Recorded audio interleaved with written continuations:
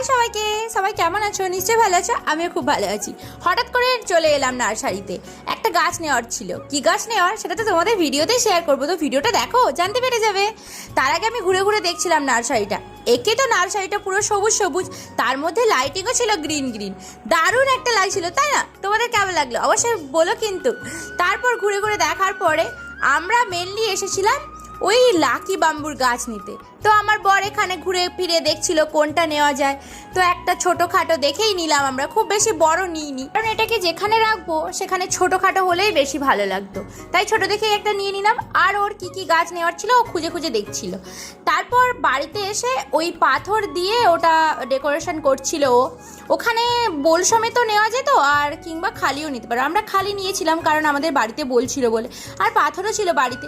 আমাকে বলছিলাম যে রং বেরং দিলে ভালো লাগতো, কিন্তু আমার বরই বোঝালো এই গ্লাসটার যেহেতু নিচে সবুজ, মিডিলটা সাদা, আবার ওপরটা সবুজ, এটা বেশ ভালো লাগবে, তাই জন্য ও বললো সাদাটা দিতে।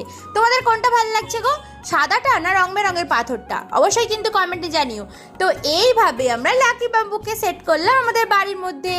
আর এই দেখো আমার শোকেসে সাজিয়ে দিলাম। কেমন লাগছে অবশ্যই কমেন্টে জানিও। বাই, দেখা হবে পরের ভিডিওতে।